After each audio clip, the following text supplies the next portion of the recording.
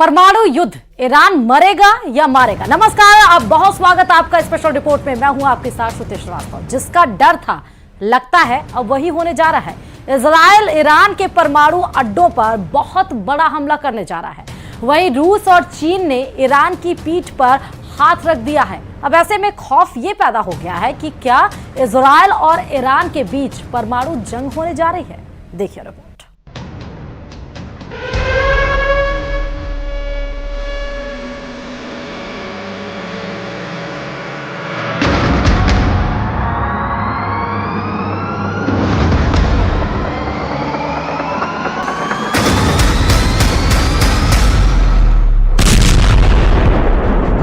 परमाणु युद्ध, ईरान मरेगा या फिर मारेगा।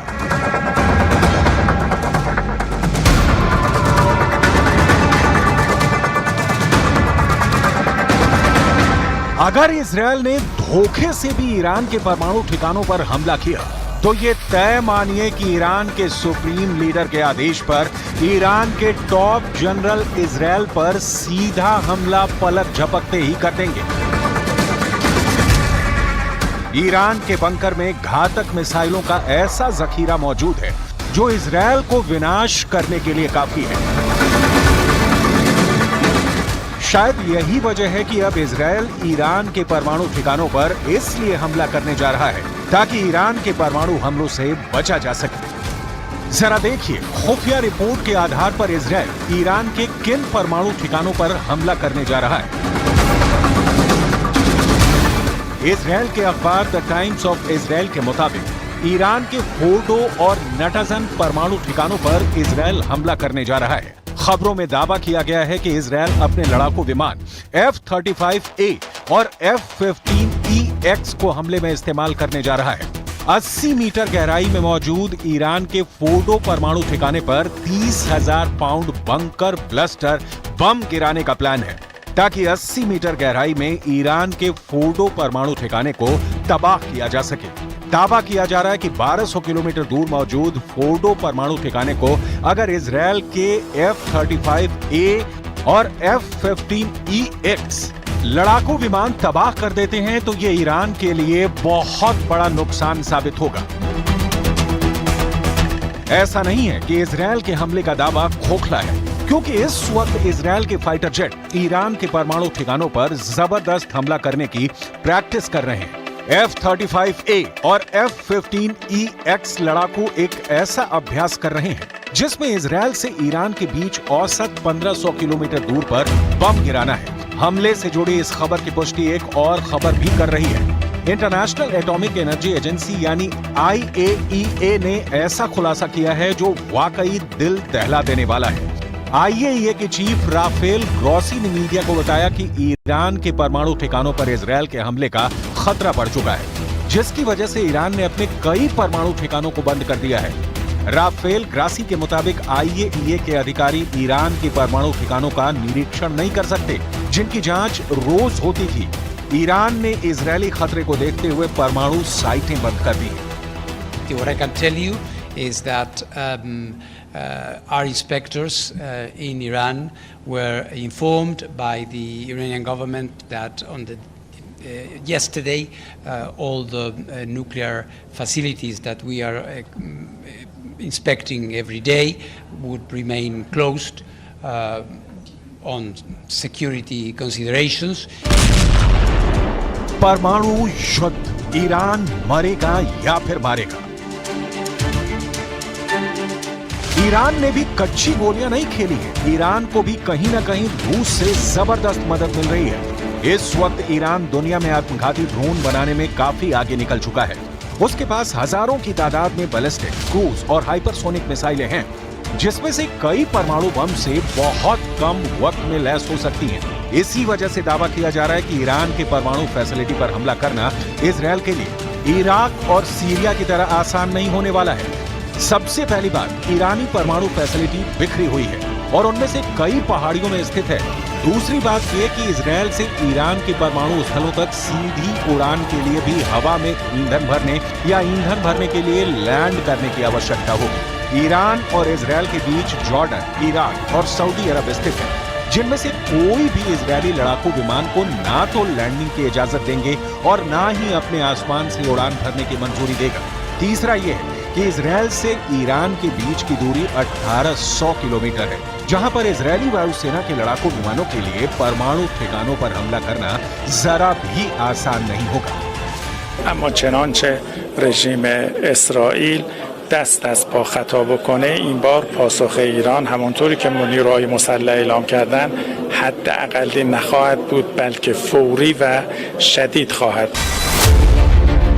इधर इजरायल के PM Benjamin Netanyahu fighter jet F-15 base का दौरा कर चुके हैं। नेतन्याहू भले ही ईरान को तबाही की धमकियां दे, लेकिन जो हालात इस वक्त चल रहे हैं वो बेहद खतरनाक है। जरा देखिए ईरान क्यों कह रहा है। अभी तो ट्रेलर देखा है, युद्ध तो होना अभी बाकी है। ईरान को अपनी मिसाइल और ड्रोन ताकत पर जबरदस्त भरोसा है और इसलिए वो अमेरिका से कह रहा है कि हमारे और इजरायल के बीच चल रही जंग से दूर हो जाओ। जरा देखिए कैसी है ईरान की हवाई हमले की ताकत। ईरान के पास 9 ऐसी बैलिस्टिक मिसाइल्स हैं जो हजारों किलोमीटर दूर इजरायल पर हमला बोल सकती हैं। इन मिसाइल में अगर सबसे खतरनाक मिसाइल की बात की जाए तो वो है सेज। ये मिसाइल 17,000 किलोमीटर प्रति घंटे की तेजी से 2500 किलोमीटर दूर हमला कर सकती है।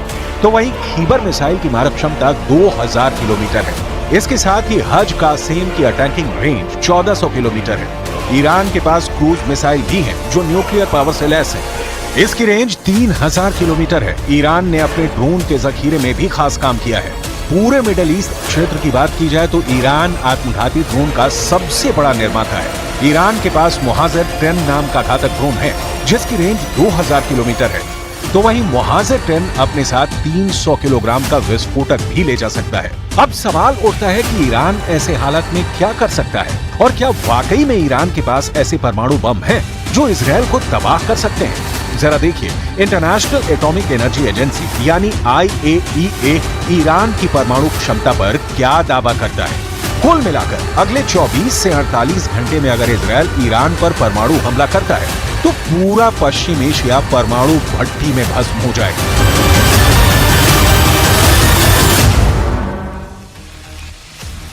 और अब स्पेशल रिपोर्ट में बात करेंगे ईरान और इजरायल का तनाव महायुद्ध की ओर बढ़ रहा है। युद्ध के खतरे के बीच दुनिया दो कैंप में बंट गई है। ईरान बड़े हमले के डर से इस्लामिक देशों से समर्थन मांग रहा है और इस बीच ईरान इजरायल वॉर में पाकिस्तान की एंट्री भी हो गई है। ईरान के राष्ट्रपति पाकिस्तान का दौरा करने वाले हैं। ऐसे में कयास ये लगाए जा रहे हैं कि क्या ईरान पाकिस्तान से एटम बम वाला कोई वादा चाहता है। देख रहे हैं।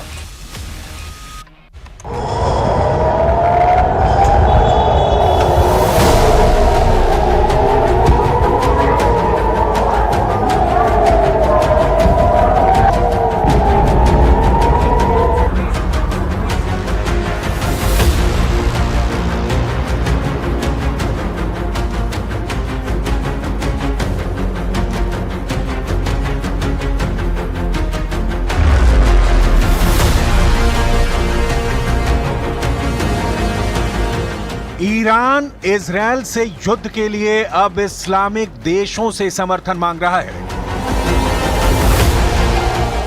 ईरान ने इजरायल पर हमला तो कर दिया, लेकिन अब उसे शायद इजरायल का डर सता रहा है।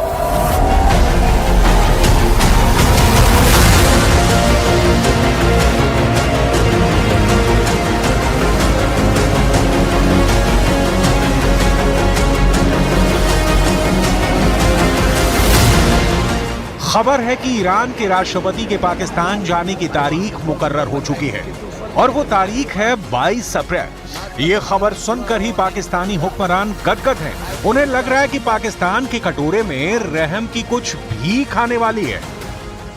सवाल है कि अब ईरान पर इजरायल के बड़े जवाबी हमले के खतरे को देखते हुए इब्राहिम रईसी अचानक देश छोड़कर बाहर क्यों जाएंगे, वो भी पाकिस्तान। ईरान के राष्ट्रपति के इस दौरे का agenda Iran Pakistan gas pipeline और फ्री ट्रेड एग्रीमेंट बताया जा रहा है, लेकिन सूत्र बताते हैं कि असली राज कुछ और है।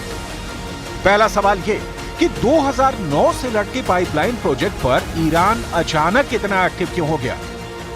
दूसरा सवाल यह है कि दोनों ही देशों के इजरायल से राजनयिक संबंध नहीं है और पाकिस्तान एक परमाणु शक्ति है, उसके पास एटम बम है। क्या ईरान पाकिस्तान से एटम बम वाला कोई वादा चाहता है?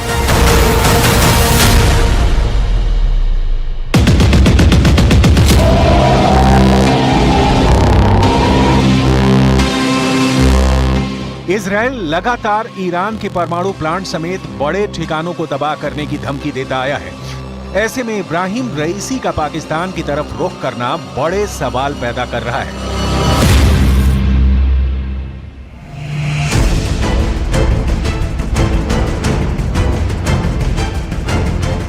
यह पहली बार होगा कि ईरान के राष्ट्रपति जनवरी में पाकिस्तान पर की गई सर्जिकल स्ट्राइक के बाद इस्लामाबाद में उतरेंगे। पाकिस्तान में किए गए हमले के बाद पाकिस्तान ने ईरान से अपने राजदूत को वापस बुला लिया था। दोनों के रिश्तों में खटास आई, लेकिन एक बार सब लाइन पर आ चुका है। लेकिन क्या इजराइल के खिलाफ टक्कर में ईरान पाकिस्तान से कोई उम्मीद लगा सकता है? इस वक्त ईरान अपने लिए दोस्त जुटा रहा है, इसलिए देखिए कौन है इजराइल के कैंप में और कौन है ईरान के कैंप में।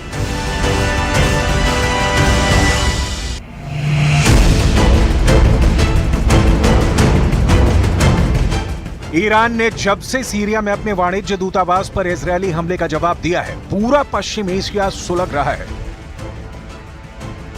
गाजा की आग भी लगातार जल रही है, लेकिन अब पूरी दुनिया का फोकस ईरान और इजराइल है। इजराइल पर 300 से ज्यादा मिसाइल और ड्रोन के हमले के बाद ईरान को भी यकीन है कि इजराइल हमला जरूर करेगा। और पूरी दुनिया जानती है कि अपने दुश्मन को इजराइल तब तक मारता है जब तक वो पूरी तरह तबाह नहीं हो जाता। माफी शब्द इजराइल की डिक्शनरी में ही नहीं। Different options are on the table. They've been presented to the war cabinet. They've been discussed, and as I've said, the moment the retaliation will come, it will be quite clear to the Iranians and the rest of the world that Israel will continue defending itself whenever necessary from whatever aggressor will be facing. Iran को उम्मीद है कि पश्चिम Asia के Islamic मुल्क कम से कम Israel के खिलाफ खड़े होंगे और इस युद्ध में उसका साथ देंगे। लेकिन ईरान के प्लान में पलीता लगाने का काम किया जॉर्डन ने। जब इजराइल पर ईरान मिसाइल और ड्रोनों के जरिए हमला कर रहा था, उस वक्त सिर्फ इजरायली नहीं, जॉर्डन के हथियार भी ईरान की मिसाइलों और ड्रोन को धुआं कर रहे थे। जॉर्डन ने ईरानी ड्रोन और मिसाइलों को खत्म करने के लिए अपने फाइटर जेट उतार दिए। जॉर्डन की तरफ से जारी बयान में कहा गया, अपने नागरिकों की सुरक्षा सुनिश्चित करने के लिए अपने हवाई क्षेत्र में उड़ने वाली वस्तुओं को रोका गया।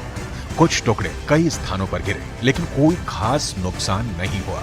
किसी नागरिक को चोट नहीं आई है।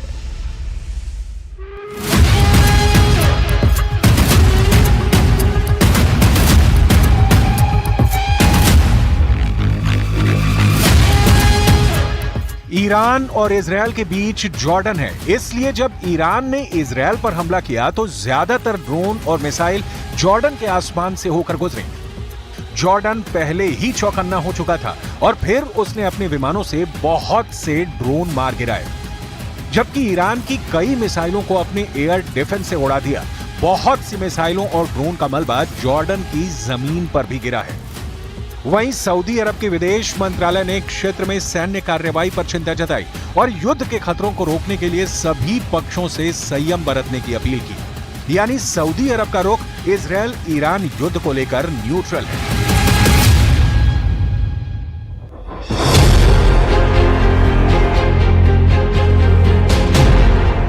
अमेरिका पर इस वक्त सबकी नजर है और अमेरिका पूरे पश्चिम एशिया के हालात पर नजर बनाए हुए है।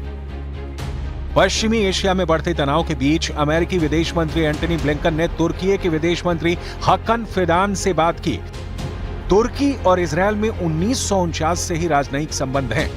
तुर्की इजराइल को मान्यता देने वाला पहला मुस्लिम बहुल देश है। व्हाइट हाउस के अधिकारियों के हवाले से अमेरिकी मीडिया ने कहा कि राष्ट्रपति जो बाइडेन ने शनिवार रात इजरायली प्रधानमंत्री बेंजामिन नेतन्याहू को फोन पर बताया कि अमेरिका ईरान के खिलाफ इजराइल की किसी भी जवाबी कार्रवाई में ना तो भाग लेगा और ना ही उसका समर्थन करेगा। यानी अमेरिका हर हाल में ये चाहता है कि इजरायल ईरान के साथ युद्ध में ना फंसे। लेकिन एक स्थिति ऐसी भी है कि इजरायल जब युद्ध में फंस जाएगा तो अमेरिका को खुलकर मैदान में उतरना ही पड़ेगा।